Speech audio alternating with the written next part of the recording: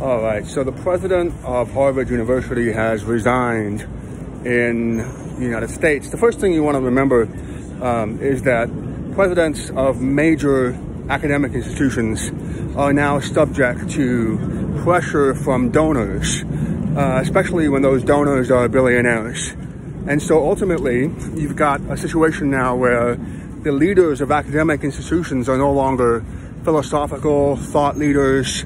They're not the kind of people that would be able to put pressure, for example, on any sort of administration. And so, that's what the first thing to realize is that if you're looking to go to college or university in the United States, you probably want to avoid these major institutions precisely because they're no longer thought leaders anymore.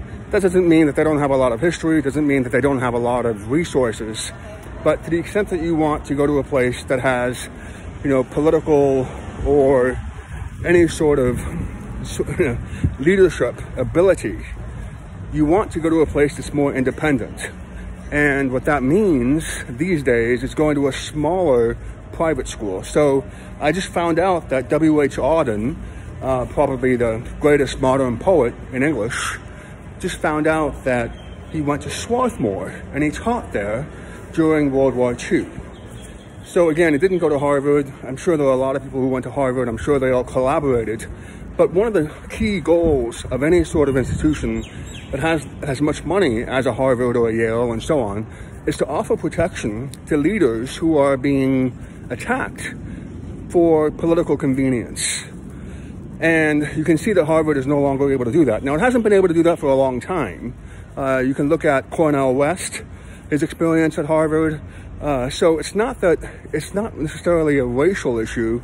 It's simply the fact that these institutions are now so embedded within the dominant political class that they cannot be independent. And in fact, it's the smaller institutions that are going to be able to do what universities are supposed to do now, anywhere in the world. That's the first thing to understand. The second thing to understand is that you have a situation where the questions in Congress that were posed to the president were straw men. It was just almost embarrassingly bad. There were all, for example, the question that created a lot of, issues for the president was this idea of, what would you do? Is it free speech if you call for genocide of any sort of religious protected class? And the response to that, for not just for this president, but for a lot of people on that panel, was that it depends on the context. Now, you have to understand that, white supremacists have freedom of speech. It's just that we've tempered the ability of those kinds of people to infiltrate the mainstream by forcing them into time, manner, place restrictions. We've said that they have to have a permit, that they need to probably pay for police protection, so on and so forth. So the fact of the matter is that, you could be outside of Harvard's campus on a public street somewhere, as long as you have a permit and you have some sort of protection. You could be chanting things far worse than anything that allegedly happened on Harvard's campus. The problem is that Harvard is a private institution. It actually should be enforcing a much higher standard than, the sort of riffraffs on the street. But that's not what the congressional debate was about.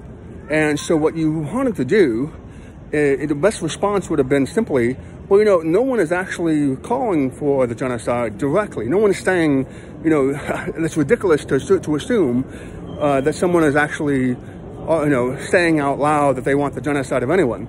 These people are going to Harvard. They got accepted at Harvard. They're not idiots. And so ultimately, the straw man should have been taken down just simply by asking, show me evidence of any of my students chanting to anyone, anywhere, about the genocide of anyone. That should have been the response. That was not the response. The response was academic, right? Which makes sense, but it was not the best response.